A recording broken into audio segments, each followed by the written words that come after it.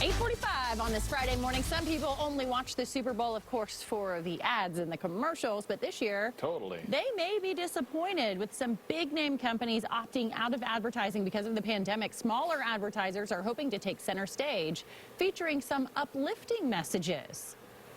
Marketing strategist Tim Burt is live with us this morning. All right, so there are some big companies, Tim, that are still going to be a part of this because the commercials still cost millions of dollars to buy. What should we expect this year?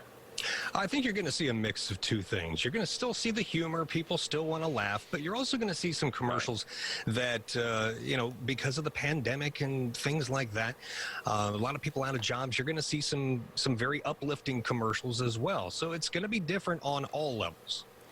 What about the companies?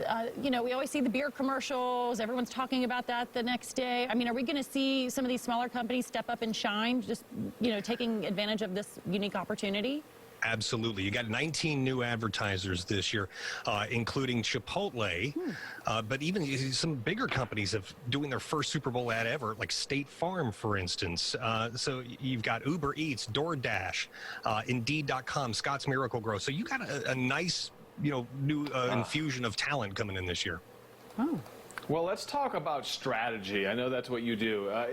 Strategically, is it smart to go kind of that touchy-feely, we're all in this together during the pandemic, or should people be going for the humor? Do those watching the Super Bowl want to hear about the pandemic, or do they just want to take their mind off of it for 5 Good question, hours? Kurt.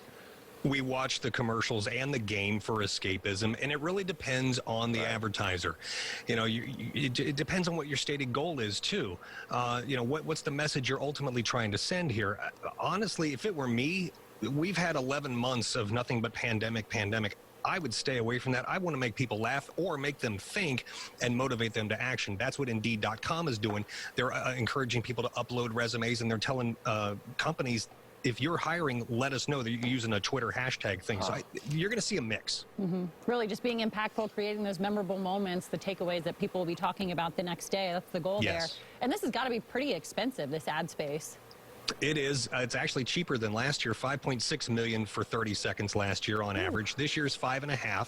So, you get a little bit of a discount, but it's still, a lot of people say, well, that's a lot of money for 30 seconds. Yeah, but you're going to hit at least 100 million people. So, yeah, you're casting a very wide net, but you got to hit the right people with the right message at the right time. There's a lot of things that come into play here. That's why you hire an ad strategist. Fascinating. Right. To figure that out.